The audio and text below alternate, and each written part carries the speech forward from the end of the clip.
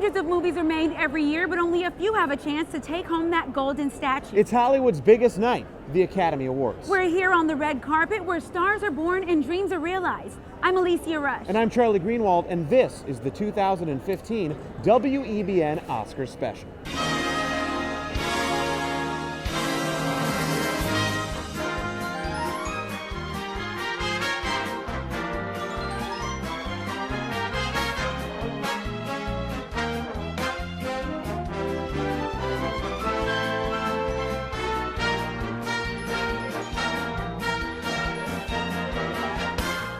2014 was an incredible year in filmmaking. There were a lot of Oscar favorites. We had American heroes, British masterminds, a falling star, and a classical jazz musician. And who could forget that wonderful 12-year journey through adolescence? Now, Alicia, I have to ask, when the credits roll at the end of a film, do you usually stick around?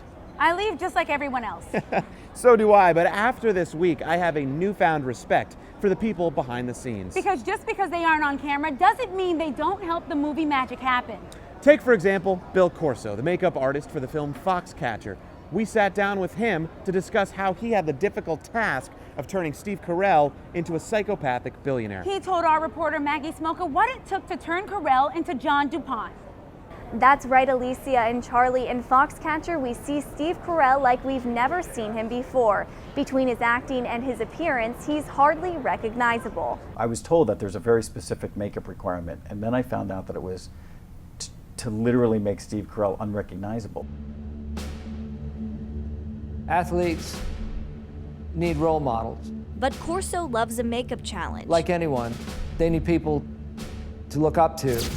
The director said to me, he goes, you know, the movie doesn't work with Steve Carell in it, but I hired Steve Carell. So your job is to turn him into John DuPont, because if it doesn't work, the movie doesn't work. When you found out that Steve Carell was playing this role, what were your thoughts? There were so many hurdles, you know, Steve being a recognized face, Steve being known for comedy, creating a believable looking character that isn't screaming a makeup on somebody.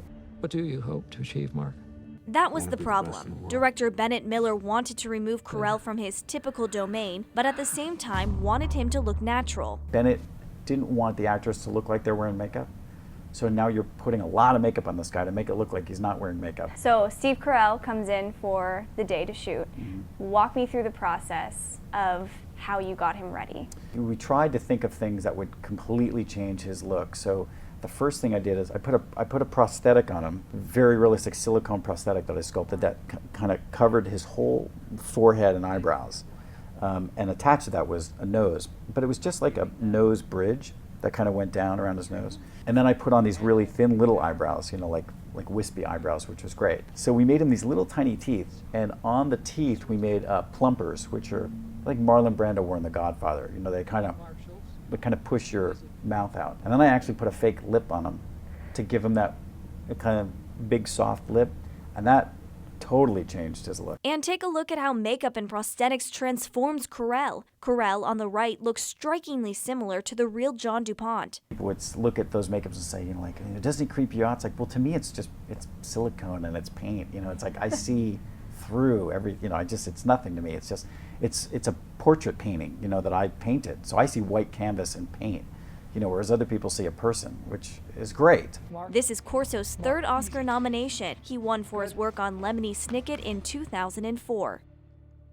Looks alone don't make a movie special. Sound is crucial to the suspense in any exciting movie. Just look at Whiplash. It took not one, not two, but 3 sound mixers to complete the audio mixing for that film. I spoke with Craig Mann, Ben Wilkins, and Tom Curley about their process mixing the sound for the film Whiplash.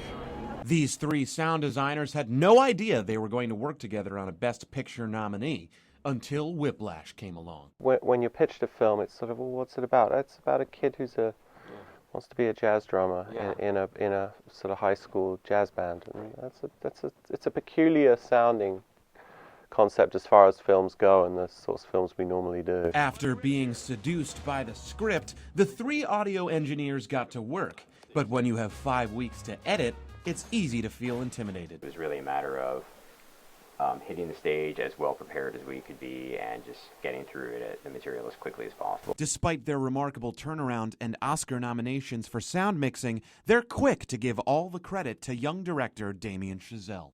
First time, second time director, like to be able to perform like he did under that much pressure and still, you know, make something as cool as he did, you know, it's really kind of a testament to his abilities and probably to his future too. One might think that winning an Oscar warrants a vacation, but not for these three engineers. All three of them want to get back into the sound room as soon as possible. It's a huge deal to be nominated, but you know, the Monday after we still have shows that we're doing, and I don't know if our approach is going to change. Craig, Ben, and Tom have all worked previously on Hollywood films, but that's not the case for every nominee. That's right. First-time producer James Lucas struck gold when his film The Phone Call was nominated for an Oscar. The humble producer tells WEBN, despite having an Academy Awarded cast, it was talent that was the final decision. Producer James Lucas is taking Hollywood by storm. I feel really nervous, to be honest with you. You know, a lot of people around me tell me to enjoy the moment, in which I will. At the same time, when it's so tangible, man, you want that little golden man. The Phone Call is Lucas's first film, and it has already been nominated for Best Short Film and stars an Academy Awarded cast. Hello, Crisis Centre, how can I help you? We didn't pick them on the basis that they're Academy Award winners. We wanted to work with them on the basis that they're incredible actors. Those incredible actors are Jim Broadbent and Sally Hawkins, who Lucas says was the first part of the jigsaw. And then she got incredibly busy on her features. So we kind of thought it wasn't going to happen. Lucas and his partner Matt Kirby wrote, produced, directed, and independently financed the movie. The thing I like most about film production personally is the writing, the creative, the story. Lucas credits his boss, Ridley Scott, the director of the sci-fi film Aliens, as his mentor. Having Ridley Scott as your big boss, definitely, perhaps that was part of the impetus for writing The Phone Call, because, you know, wow, that's inspiring. Let's see if we can do it. See if I can do it. And this Hackney lad got to take home the Oscar for Best Short Film. Short films in a bubble with no budget. Despite large numbers at the box office, science fiction films often have a difficult time getting Academy love when it comes to the Best Picture race. Reporter Mandy Cadero got a glimpse of what it takes to make a superhero come alive. Ryan Grill shows us what it's like to do visual effects for sci-fi films. Sci-fi universes usually take action and explosions over the glitz and glam, even when their main character is an American hero. Nominee Brian Grill explains his work in Captain America 2: Winter Soldier. Basically, we had like 450 shots, and that included the elevator fight sequence down to jumping into the atrium, and then when Captain America jumps on his motorcycle and has the one-on-one with the Quinjet. The visual effects category is where sci-fi films get the respect they deserve. Captain America 2 is up against Guardians of the Galaxy and Planet of the Apes, among others. When creating fantastical moments on screen, Grill says it's important to bring everything back to reality. The key is to ground it as much as we can in our world, because as soon as it starts feeling like, if you believe in the character and like Thor slams his, you know, hammer and a big bolt of lightning, the only thing that's different is that there's a big bolt of lightning coming, but you're like, oh, but that's Thor, and he's, you know, on the earth, and so everything else has to be exactly the same. In the genre of comic book turned live action movie, visual effects teams have to assimilate the characters into modern society as much as possible. This is especially true for a company like Marvel and its large fan base. Even in a sci-fi film, your imagination, people kind of in their heads think how things should look. So when you're doing something in sci-fi and you add laser beams or something like more futuristic, it's very easy for people to go, oh, I don't believe that, or I believe that, because everybody has their own impression.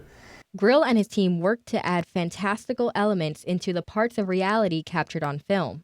Sometimes they'll, you know, shoot a lot of stuff on a green screen because, you know, they maybe want to shoot, you know, those big moments on a real street. So they'll you know, we'll end up shooting, like in Cleveland, for example, we shut down a freeway for 2 weeks in Cleveland and didn't make everybody very happy.